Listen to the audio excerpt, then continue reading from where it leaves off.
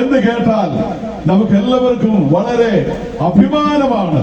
ഇന്ന് ഇന്ത്യയുടെ 79ാമത് സ്വാതന്ത്ര്യ ദിനം നാം ആഘോഷിക്കുമ്പോൾ ഭാരതത്തിൽ എമ്പാടും ഭാരതീയർ എവിടെയെല്ലാം ഉണ്ടോ അവിടെയെല്ലാം ആ സ്വാതന്ത്ര്യത്തിന്റെ ആ അലയൊലികൾ നമുക്ക് കേൾക്കുവാനായിട്ട് സാധിക്കുന്നു. അതിൽ നമ്മളും പങ്കുചേരുകയാണ്. പ്രത്യേകിച്ച് പീരുമേട് ടൗണിൽ ഞങ്ങളെ ശ്രദ്ധിക്കുന്ന ഏവർക്കും സ്വാതന്ത്ര്യ ദിന ആശംസകൾ ഞങ്ങൾ നേരുകയാണ്. ഇന്ത്യയിൽ ജനിച്ചു വളർന്നു എന്നതുകൊണ്ട് നമുക്ക് എല്ലാവർക്കും വളരെ അഭിമാനമാണ്. ഇന്ത്യ എന്ന് പറയുന്ന ഒരു അത്ഭുത രാജ്യമാണ്. ഇത്രയധികം ഭാഷകൾ ഉള്ള, ഇത്രയധികം ജാതികളുള്ള, ഇത്രയധികം ഉപജാതികളുള്ള, ഇത്രയധികം മനുഷ്യർ വിവിധ സ്ഥലങ്ങളിൽ ഒരുമിച്ച് ഒരു ഭരണഘടനയുടെ കീഴിൽ താമസിക്കുക എന്നുള്ളത് എത്രയോ വലിയ അത്ഭുതമാണ്. 28 സംസ്ഥാനങ്ങളും 8 കേന്ദ്രഭരണ പ്രദേശങ്ങളുമുള്ള ഇന്ത്യ മഹാരാജ്യം ലോകരാജ്യങ്ങളുടെ മുൻപിൽ ഒരു അത്ഭുത രാജ്യമാണ് എന്ന് പറയുന്നതിൽ യാതൊരു അത്ഭുതവും ഇല്ല. അത് അങ്ങനെ തന്നെയാണ്. India is the land of contrast, hundreds of dialects and people of groups എന്നാണ് പറയുന്നത്. പ്രിയപ്പെട്ടവരെ, ലോകത്തിൽ അനേക രാജ്യങ്ങളിലേക്ക് നോക്കുകയാണെങ്കിൽ ഓരോ രാജ്യവും ഏതെങ്കിലും മതത്തിന്റെയൊക്കെ കീഴിലായിരിക്കും, അല്ലെങ്കിൽ ഏതെങ്കിലും വിശ്വാസത്തിന്റെ ഒക്കെ കീഴിലായിരിക്കും. എന്നാൽ ഇന്ത്യക്ക് അങ്ങനെയൊന്നും അവകാശപ്പെടുവാനായിട്ടില്ല. ഒരുപാട് വിശ്വാസങ്ങളുണ്ട്, ഒരുപാട് ജാതികളുണ്ട്.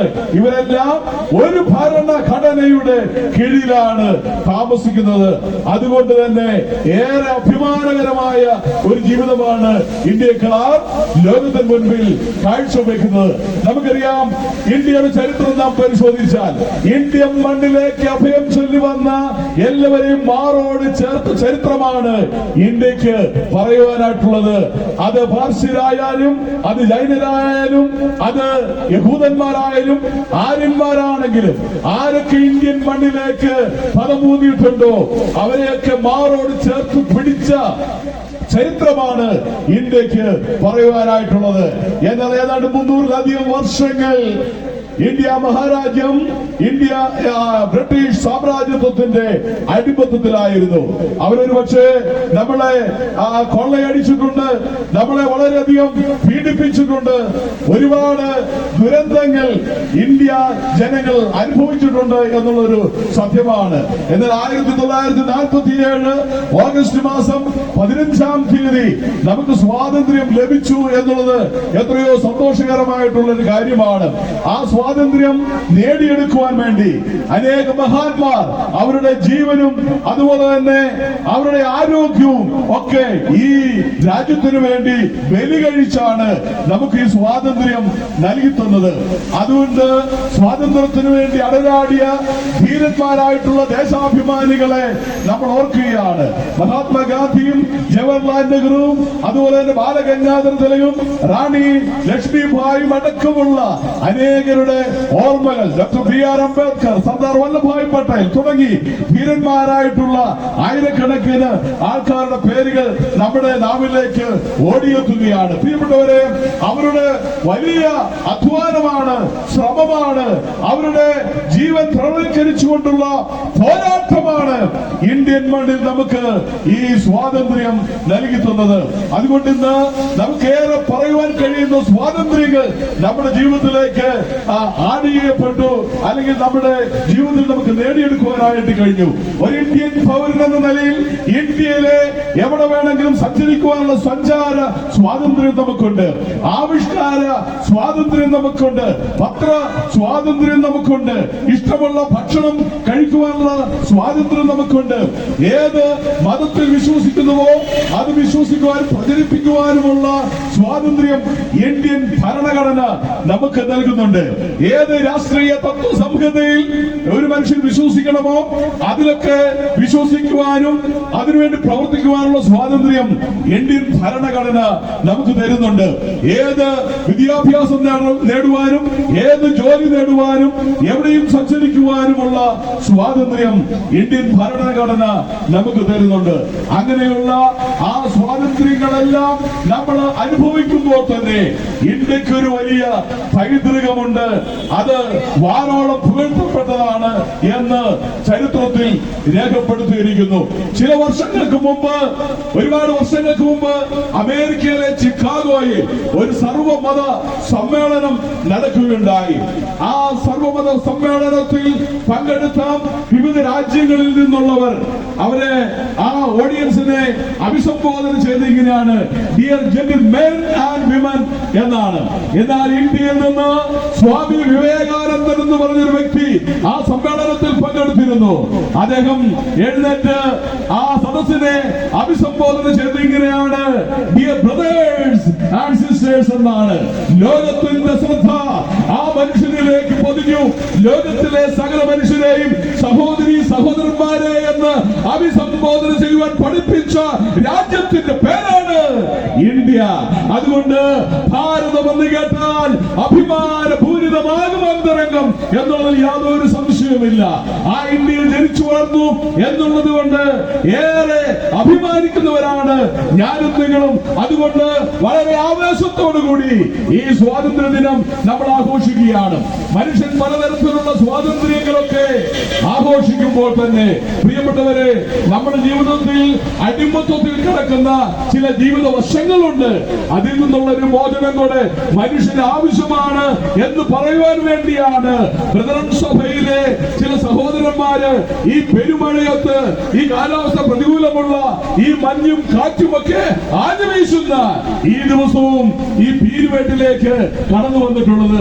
കാരണം എന്താണെന്ന് ചോദിച്ചാൽ, എത്രയൊക്കെ സ്വാതന്ത്ര്യം നമുക്കുണ്ടെങ്കിലും യഥാർത്ഥ സ്വാതന്ത്ര്യം എന്താണ് എന്ന് നിങ്ങൾ അറിയാതെ പോകരുത്. ഒരുപക്ഷെങ്കിൽ ഈ സ്വാതന്ത്ര്യങ്ങളെല്ലാം നിങ്ങൾ അനുഭവിക്കണമെന്നില്ല. അനുഭവിച്ചാൽ പോലും നിങ്ങൾ തീർച്ചയായിട്ടും അനുഭവിക്കേണ്ട ഒരു സ്വാതന്ത്ര്യം എന്ന് പറയുന്നത് പാപത്തിന്റെ അടിമത്തത്തിൽ നിന്നുള്ള സ്വാതന്ത്ര്യമാണ്. ഇന്ന് മനുഷ്യരെല്ലാം എല്ലാവരും ജാതിമത ഭാഷ വർഗ വർണ്ണ വ്യത്യാസമിന്നെ അനുഭവിക്കുന്ന ഒരു അടിമത്തമാണ് പാപം എന്നുള്ളത്. മനുഷ്യൻ പാപിയല്ല എന്ന് പറയാൻ ലോകത്തിൽ ആർക്കും കഴിയില്ല. എല്ലാ മനുഷ്യരും ഒരുപോലെ പാപത്തിന്റെ അടിമത്തത്തിലാണ് കഴിയുന്നത്. അതുകൊണ്ട് അവർക്ക് ആ സ്വാതന്ത്ര്യത്തിന്റെ ശുദ്ധവായു ശ്വസിക്കുവാൻ ദൈവം ഒരുക്കിയ ഒരു രക്ഷാമാർഗമുണ്ട്. ആ രക്ഷാമാർഗം നിങ്ങളോട് വിളിച്ചു പറയാൻ വേണ്ടിയാണ് ഞങ്ങൾ ഇവിടെ എത്തിച്ചേർന്നിട്ടുള്ളത്. ഇന്ത്യ ഇത്രയധികം യശസ് ഉയർത്തിക്കൊണ്ട് ലോകരാജ്യങ്ങളുടെ മുൻപിൽ നിൽക്കുമ്പോഴും പ്രിയപ്പെട്ടവരെ, നാണം കെട്ടുപോകുന്ന അനേക സംഭവങ്ങൾ നമ്മുടെ രാജ്യത്തെ സംബന്ധിച്ചുണ്ട്. ഇവിടെ ജാതിയുടെ പേരിൽ മനുഷ്യൻ തമ്മിൽ തല്ലുന്നുണ്ട്, രാഷ്ട്രീയത്തിന്റെ പേരിൽ മനുഷ്യൻ തമ്മിൽ തല്ലുന്നുണ്ട്. ഇവിടെ കുറ്റകൃത്യങ്ങളിൽ മനുഷ്യൻ അകപ്പെട്ട് പോവുകയാണ്. എന്ന് പറഞ്ഞാൽ നമ്മള് മൂക്കത്ത് വിരൽ വെക്കേണ്ട അനേക സംഭവങ്ങൾ ഇന്ത്യയിൽ ഉടനീളം സംഭവിക്കുന്നുണ്ട് എന്നുള്ളത് നമുക്ക് എല്ലാവർക്കും അറിയാവുന്ന കാര്യമാണ്. എന്തുകൊണ്ടാണ് മനുഷ്യൻ ഇങ്ങനെ അതപ്പതിക്കുന്നത്? ഇന്നത്തെ അല്ലെങ്കിൽ നമ്മുടെ വീട്ടിൽ വരുന്ന ന്യൂസ് പേപ്പറൊക്കെ നമ്മൾ വായിക്കുകയാണെങ്കിൽ അതിലെ വാർത്തകൾ നമ്മളെ ഞെട്ടിപ്പിക്കുന്നതാണ്. എന്ന് പറഞ്ഞാൽ മനുഷ്യനെ വളരെ ക്രൂരമായിട്ടാണ് ഈ നാളുകളിൽ കൊല്ലുന്നത്. അത് എത്രമാത്രം ഒരു മനുഷ്യനെ പീഡിപ്പിച്ച് കൊല്ലാമോ അത്രത്തോളം ഭീകരമായ രീതിയിൽ മനുഷ്യനെ കൊന്നുകൊണ്ടിരിക്കുകയാണ്. ഭാര്യ ഭർത്താവിനെ കൊല്ലുന്നു, ഭർത്താവ് ഭാര്യയെ കൊല്ലുന്നു, മക്കൾ മാതാപിതാക്കളെ കൊല്ലുന്നു, അതുപോലെ തന്നെ മാതാപിതാക്കൾ കുഞ്ഞുങ്ങളെ കൊല്ലുന്നു, രാഷ്ട്രീയക്കാർ എതിർ രാഷ്ട്രീയത്തിലുള്ളവരെ കൊല്ലുന്നു, ഒരു മതവിഭാഗക്കാർ മറ്റൊരു മതവിഭാഗക്കാരെ കൊല്ലുന്നു. മനുഷ്യനിങ്ങനെ നാൾക്കുനാൾ അതപ്പതിച്ചുകൊണ്ടിരിക്കുകയാണ്. എന്താണ് മനുഷ്യനിങ്ങനെ ക്രൂരന്മാരാകുവാനായിട്ടുള്ള കാരണം? വിശുദ്ധ ബൈബിൾ വളരെ വ്യക്തമായിട്ട് ഓർപ്പിക്കുന്നു. പാപമാണ് അതിന്റെ പിന്നിൽ പ്രവർത്തിക്കുന്ന ശക്തി. മനുഷ്യൻ പാപത്തിന്റെ അടിമത്വത്തിലായതുകൊണ്ട് അവൻ എന്ത് കുറ്റകൃത്യവും ചെയ്യുവാനായിട്ട് മടിയില്ലാത്തവനായിട്ട് മാറിക്കൊണ്ടിരിക്കുന്നു. ഇന്ന് മദ്യവും മയക്കുമരുന്നും നമ്മുടെ തലമുറയെ നശിപ്പിച്ചുകൊണ്ടിരിക്കുകയാണ്. ഒരുപക്ഷെങ്കിൽ ഇന്നത്തെ യൗവന ലോകത്തിന്റെ പോക്ക് എങ്ങോട്ടാണ് എന്ന് നമ്മൾ ചിന്തിക്കുകയാണെങ്കിൽ വളരെ നാണക്കേടിലേക്കാണ് അവർ ഓരോ ദിവസവും പോയിക്കൊണ്ടിരിക്കുന്നത്. ഒരുപക്ഷെ നമ്മുടെ നാടിന് നട്ടലാകേണ്ട, വീടിന് നട്ടലാകേണ്ട, നാളെ നമ്മുടെ രാജ്യത്തിന്റെ ഭരണചക്രം തിരിക്കേണ്ട നമ്മുടെ യവന ലോകം നാളത്തെ നാണക്കേടുകളായിട്ട് മാറിക്കൊണ്ടിരിക്കുകയാണ്. അവരെല്ലാവരും മദ്യത്തിനും മയക്കുമരുന്നിനും അടിമകളായി വളരെ സങ്കടകരമായിട്ടുള്ള സാഹചര്യത്തിലൂടെയാണ് മുന്നോട്ട് പോയിക്കൊണ്ടിരിക്കുന്നത്. അതുകൊണ്ട് ഏറ്റവും കൂടുതൽ കുറ്റകൃത്യങ്ങളിൽ അകപ്പെടുന്നത് യവനക്കാരായി മാറിക്കൊണ്ടിരിക്കുന്നു. റോഡ് അപകടങ്ങളിൽ പൊലിയുന്നത് കൂടുതലും ചെറുപ്പക്കാരാണ് എന്നുള്ള കാര്യം നിങ്ങൾ മറന്നു പോകരുത്. അതുപോലെ തന്നെ ഇന്ന് ജയിലിൽ അകപ്പെട്ടു പോകുന്നവരിൽ ഏറ്റവും കൂടുതൽ യവനക്കാരാണ് എന്നുള്ള കാര്യം നിങ്ങൾ മറന്നു പോകരുത്. ഇതിനെല്ലാം കാരണം മനുഷ്യനെ ബാധിച്ചിരിക്കുന്ന ഒരു അടിമത്തമാണ്, പാപമെന്ന അടിമത്തമാണ്. എന്നാൽ ഈ പാപത്തിന്റെ അടിമത്തത്തിൽ നിന്ന് ഒരു മനുഷ്യനെ രക്ഷിക്കുവാൻ ആർക്കാണ് കഴിയുക? ലോകത്തിലെ ഒരു ഇസങ്ങൾക്കും അത് സാധ്യമല്ല. ലോകത്തിലെ ഒരു രാഷ്ട്രീയ പ്രസ്ഥാനങ്ങൾക്കും അതുകൊണ്ട് സാധിക്കുകയില്ല. ലോകത്തിലെ ഏതെങ്കിലും മതം വിചാരിച്ചാൽ മനുഷ്യനെ പാപത്തിന്റെ ശിക്ഷയിൽ നിന്ന്, അടിമത്തിൽ നിന്ന് മനുഷ്യനെ മോചിപ്പിക്കുവാനായിട്ട് കഴിയുന്നതല്ല. ഈ ഒരു സാഹചര്യത്തിലാണ് വിശുദ്ധ ബൈബിളിലെ സന്ദേശവുമായിട്ട് ഞങ്ങൾ ഇവിടെ കടന്നു വന്നിട്ടുള്ളത്. കാരണം ഞങ്ങളെ അടിമത്തത്തിൽ നിന്ന് മോചിപ്പിച്ചത് ഇവിടുത്തെ ഏതെങ്കിലും രാഷ്ട്രീയക്കാരല്ല, മതങ്ങളല്ല, ഏതെങ്കിലും പ്രത്യയശാസ്ത്രങ്ങളല്ല, ഏതെങ്കിലും ഇസങ്ങളല്ല. ഞങ്ങളെ രക്ഷിച്ചത് ഒരു സന്ദേശമാണ്. ആ സന്ദേശമാണ് ഗുഡ് ന്യൂസ് എന്ന സുവിശേഷം. ഞങ്ങളെ രക്ഷിച്ചത് ഒരു വ്യക്തി വിശേഷമാണ്. ആ വ്യക്തിയാണ് കർത്താവായ യേശു ക്രിസ്തു. വിശുദ്ധ ബൈബിൾ ഇങ്ങനെയാണ് പറയുന്നത്: സത്യം നിങ്ങൾ അറിയുകയും സത്യം നിങ്ങളെ സ്വതന്ത്രരാക്കുകയും ചെയ്യും. പ്രിയപ്പെട്ടവരെ, വിശുദ്ധ ബൈബിളിൽ മനുഷ്യനെ പാപത്തിന്റെ അടിമത്തത്തിൽ നിന്ന് സ്വതന്ത്രരാക്കുന്നത് സാക്ഷാൽ യേശു ക്രിസ്തുവാണെന്ന് ബൈബിൾ പ്രഖ്യാപിക്കുകയാണ്. ആ യേശു ക്രിസ്തുവാണ് സത്യം.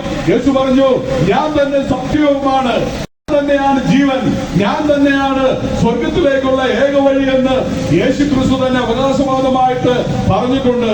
അതുകൊണ്ട് ബൈബിൾ വളരെ വ്യക്തമായിട്ട് ഓർപ്പിക്കുന്നു, പുത്രൻ നിങ്ങൾക്ക് സ്വാതന്ത്ര്യം വരുത്തിയാൽ നിങ്ങൾ സാക്ഷാൽ സ്വാതന്ത്ര്യമുള്ളവരായി തീരും.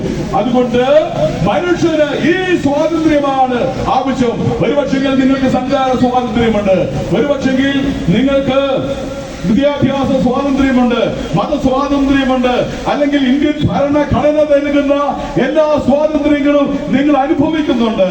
എന്നാൽ ഈ പാപത്തിന്റെ അടിമത്തത്തിൽ നിന്ന് മനുഷ്യന് മോചനം നേടണമെങ്കിൽ യേശു ക്രിസ്തു ഒരുക്കിയ ഈ സ്വാതന്ത്ര്യം നിങ്ങൾ അനുഭവിച്ച് മതിയാകുകയുള്ളൂ.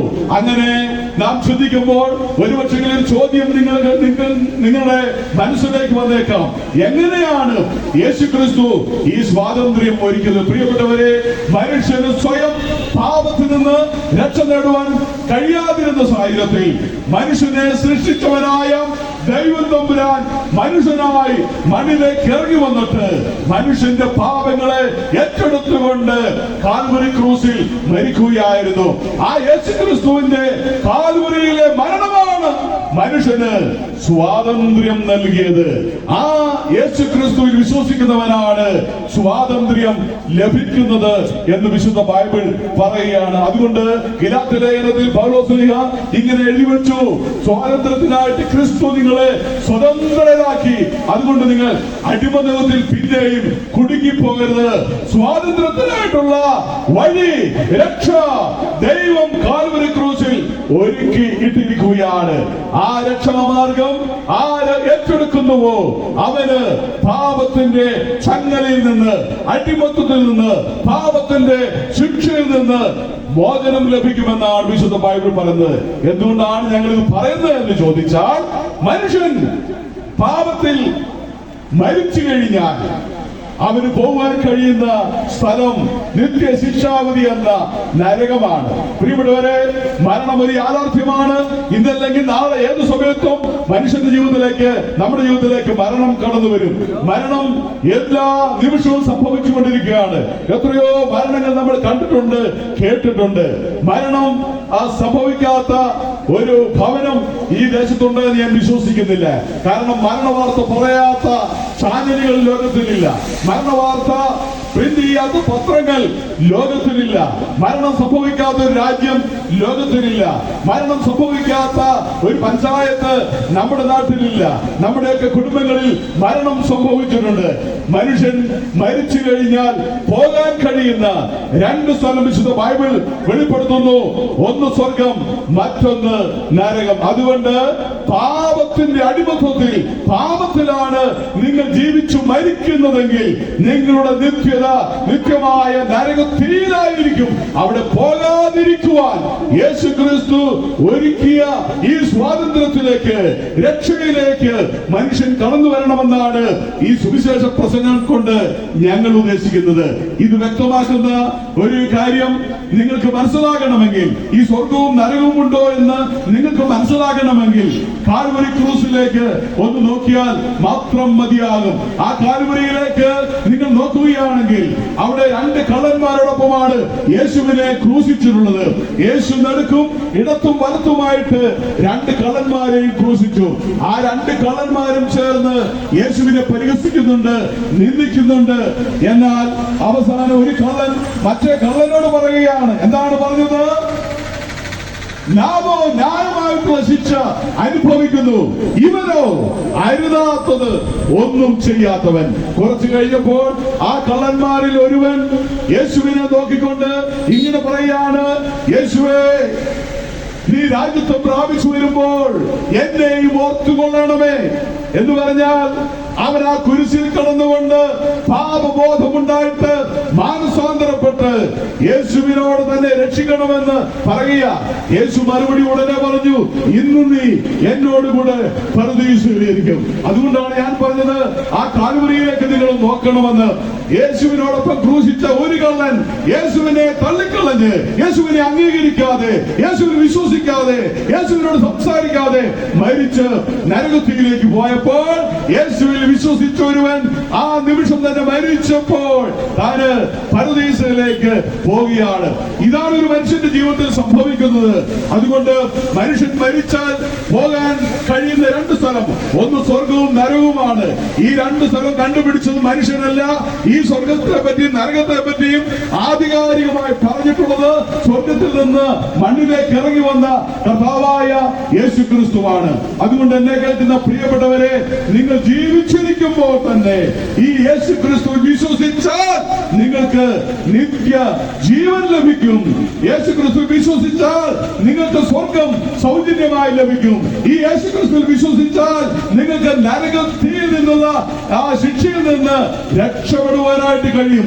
എന്നേക്കും പാപത്തിന്റെ ബന്ധനത്തിൽ നിന്ന്, അടിമത്വത്തിൽ നിന്ന് നിങ്ങൾക്ക് മോചനം നേടുവാനായിട്ട് കഴിയും. ഈ സ്വാതന്ത്ര്യ ദിന ആഘോഷ നാളിൽ, ഈ സ്വാതന്ത്ര്യ ദിനത്തിന്റെ നാളിൽ, ഈ 79ാം സ്വാതന്ത്ര്യ ദിനം അത്യാഡംബരപൂർവം നാം ആഘോഷിക്കുന്ന ഈ നാളിൽ തന്നെ മനുഷ്യന്റെ ആത്മാവിന്റെ വീണ്ടെടുപ്പിനെ സംബന്ധിച്ച്, അവന്റെ ആ പാപത്തിന്റെ അടിമത്തത്തിൽ നിന്നുള്ള സ്വാതന്ത്ര്യത്തെ സംബന്ധിച്ച് ഞങ്ങൾക്ക് നിങ്ങളോട് പറയാനായിട്ടുള്ളത്, താങ്കൾ ആരുമായിക്കൊള്ളട്ടെ, ഏത് മതത്തിൽ വിശ്വസിക്കുന്ന, ഏത് രാഷ്ട്രീയ തത്വസമൂഹത്തിൽ വിശ്വസിക്കുന്ന, ഏത് ജാതിയിൽപ്പെട്ട, ഏത് ഭാഷ സംസാരിക്കുന്ന താങ്കൾ ആരുമായിക്കൊള്ളട്ടെ, നിങ്ങളെ പാപത്തിൽ നിന്ന് രക്ഷിക്കുവാൻ യേശു ക്രിസ്തുവിന് സാധിക്കും. അതുകൊണ്ട് കർത്താവായ യേശു ക്രിസ്തുവിൽ വിശ്വസിച്ച് കഴിഞ്ഞാൽ ഈ സ്വാതന്ത്ര്യം നിങ്ങൾക്കുണ്ടാകും. അത് തന്നെയാണ് ബൈബിൾ പറയുന്നത്. കർത്താവായ യേശു ക്രിസ്തുവിൽ വിശ്വസിക്കുക, എന്നാൽ നീ നിന്റെ കുടുംബവും രക്ഷ പ്രാപിക്കും. ബൈബിൾ പിന്നെയും പറയുന്നു, മറ്റൊരുത്തരിലും രക്ഷയില്ല, നാം രക്ഷിക്കപ്പെടുവാൻ ആകാശത്തിന് കീഴിൽ മനുഷ്യരുടെ ഇടയിൽ നൽകപ്പെട്ട വേറൊരു നാമവുമില്ല. അതുകൊണ്ട് ബഹുമാന്യ സ്നേഹിതരെ, മനുഷ്യൻ പാപത്തിന്റെ അടിമത്വത്തിലാണ്, മനുഷ്യൻ മദ്യത്തിന്റെ അടിമത്വത്തിലാണ്, മനുഷ്യൻ മയക്കുമരുന്നിന്റെ അടിമത്വത്തിലാണ്, മനുഷ്യൻ പിശാചിന്റെ അടിമത്വത്തിലാണ്. ആ അടിമത്വത്തിന്റെ ചങ്ങലയെ പൊട്ടിച്ചെറിയണമെങ്കിൽ നിങ്ങളെ സഹായിക്കുന്ന ഒരേ ഒരു സന്ദേശം, അത് സുവിശേഷമാണ്. ഒരേ ഒരു വ്യക്തിവിശേഷം, അവൻ കർത്താവായ യേശു ക്രിസ്തുവാണ്. ആ യേശു ക്രിസ്തു നിങ്ങളെ സ്നേഹിക്കുന്നു. ആ യേശു ക്രിസ്തു വിശ്വസിച്ചാൽ പാപമോചനം സൗജന്യമായിട്ട് പ്രാപിക്കാം, സ്വർഗം സൗജന്യമായിട്ട് പ്രാപിക്കാം, നിത്യജീവൻ സൗജന്യമായിട്ട് പ്രാപിക്കാം. ആ യേശു ക്രിസ്തു വിശ്വസിക്കണമേ എന്ന് വളരെ വിനയത്തോടു കൂടി നിങ്ങളോട് അഭ്യർത്ഥിച്ചുകൊണ്ട് ഞങ്ങളെ ഇതുവരെ ശ്രദ്ധിച്ച എല്ലാ പ്രിയപ്പെട്ടവരോടുള്ള നന്ദിയും സ്നേഹവും അറിയിച്ചുകൊണ്ട് ഞാൻ എന്റെ വാക്കുകൾക്ക് വിരാമം കുറിക്കുന്നു. ലോകൈക രക്ഷകനായ യേശു ക്രിസ്തു നിങ്ങളെവരെയും അനുഗ്രഹിക്കുമാറാകട്ടെ.